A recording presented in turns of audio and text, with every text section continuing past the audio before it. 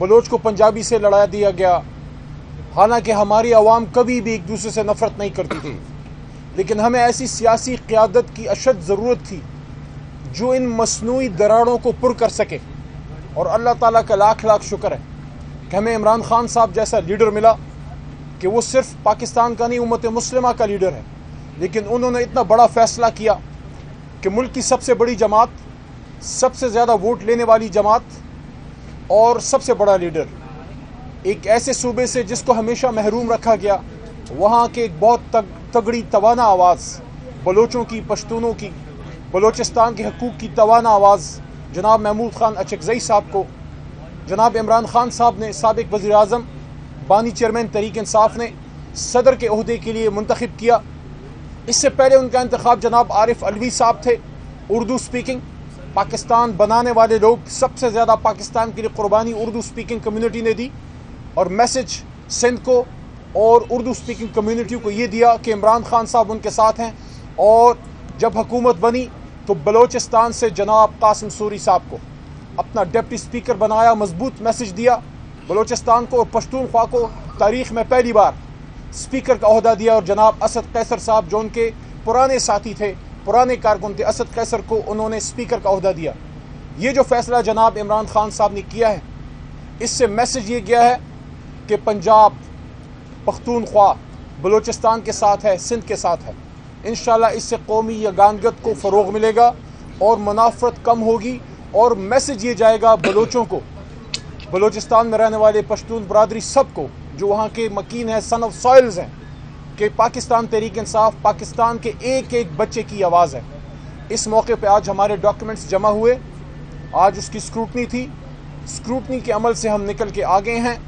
लेकिन अफसोस की भी एक बात मैं करना चाहूँगा जिस पे हम सब कल रात से बड़े दुखी हैं कि जनाब अचकज़ई साहब जो स्टालवर्ट हैं बलोचिस्तान के, उनसे सियासी इख्तिलाफ हो सकता है, हमारा भी रहा है, लेकिन आज रूल ऑफ लॉ के लिए, कानून की हुक्मरानी के लिए, धांधली के ख़िलाफ़, अवाम के हकूक़ के लिए, सियासत में इस्टेब्लिशमेंट का किरदार रद्द करने के लिए कि उनकी अपनी एक अहमियत है, उनकी अपनी एक ज़रूरत है, पाकिस्तान के लिए लाज़िम व मलज़ूम है।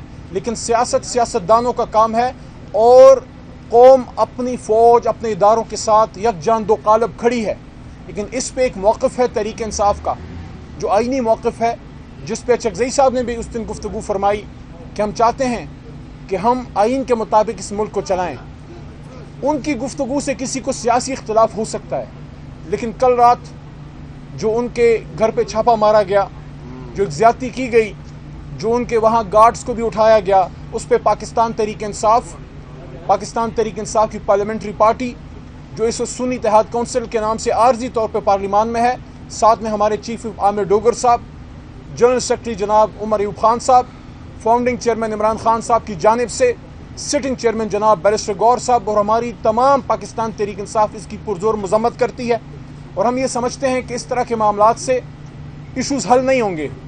जज्बात में आए बग़ैर ठंडे दिमाग से बैठ के हम पाकिस्तान के मसाइल का हल इस पार्लिमान में हल कर सकते हैं, जो हमेशा अचकज़ई साहब भी ये बात करते थे, इमरान खान साहब भी ये बात करते हैं, और शोमई किस्मत मियाँ नवाज शरीफ साहब और जरदारी साहब ये बात करते थे, लेकिन उस पर अमल करना उनका नदारद।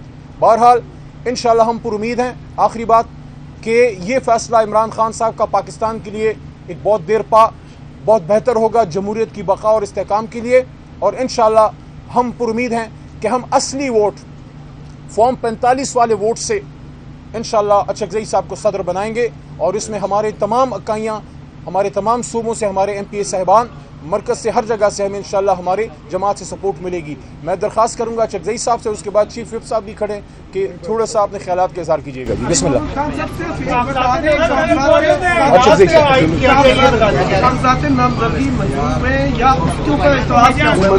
मंजूर हो गए, कोई एतराज़ नहीं था। फ्रिवलेस से एतराज़ जिस तरह होते रहते हैं, ज़ाहिर है किसी न किसी को तो पाकिस्तान की यगानगत और इत्तेहाद से तकलीफ तो पहुंचेगी नहीं। अली मोहम्मद साहब, हुकूमत की सियासत जो इमरान खान साहब ने अभी शुरू की है वो 2018 में क्यों नहीं की? और जो लकाबात, जो अल्फाजात महमूद खान अचकज़ई के बारे में असम्बली में इस्तेमाल करते रहे बानी PTI, क्या वो धुल गए?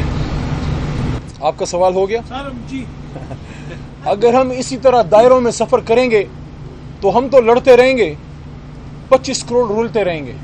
آج عمران خان نے، اور میں آپ سب سے یہ درخواست کرتا ہوں، پچھلے 25-30 سال میں جو سب سے بڑا مضبوط میسج کسی بھی بڑے سیاسی لیڈر نے اسیری کے دنوں میں زندان سے دیا ہے وہ عمران خان نے دیا، کہ جب میں اور میرے بڑے بھائی جناب عامر ڈوگر صاحب اور ہمارے انتہائی محترم سردار لطیف کھوسا صاحب، بھائی جان آپ کی توجہ چاہ رہا ہوں، جب ہم جیل میں جناب عمران خان صاحب سے ملنے گئے بھائی، تو انہوں نے 200 دن کی اسیری کے بعد اور بدن میں گولیاں کھانے کے بعد اور اپنے گھر پہ ذاتی حملے ہونے کے بعد اور 1500 سال میں ہمیشہ زنا جو ہے وہ ایک قابل نفرت اور قابل تعزیر جرم ہوتا تھا، نکاح میں سزا پانے کے بعد 1500 سال کی تاریخ میں پہلی بار کسی مسلمان کو نکاح کرنے پہ سزا ملی ہے۔ ان ساری چیزوں کو برداشت کرنے کے بعد اور اپنے بہت سے جوان کھونے کے بعد، ذل شاہ شہید ہونے کے بعد اور اس طرح کی بے شمار قربانیوں کے بعد، ارشد شریف کی شہادت کے بعد میسج اندر سے کیا گیا کہ میں فتح مکہ ماڈل پہ یقین رکھتا ہوں، میں سیاسی استحکام پہ یقین رکھتا ہوں، سیاسی انتقام پہ نہیں۔ اور دوسری بات انہوں نے یہ کی کہ میں چاہتا ہوں کہ جس طرح غیر مسلموں نے حضور نبی کریم صلی اللہ علیہ وسلم کی فتح مکہ ماڈل کو لے کے اپنے ملک ٹھیک کیے، اور مثال انہوں نے دی نیلسن منڈیلا صاحب کی کہ انہوں نے ٹروتھ اینڈ ریکنسیلیشن کمیشن بنا کے ملک کو آگے لے کے گئے۔ یہ عمران خان کا میسج ہے جیل سے سیاسی استحکام کا۔ وہ ہمارے موقع سے انشاءاللہ ان کے ساتھ کرتے ہیں۔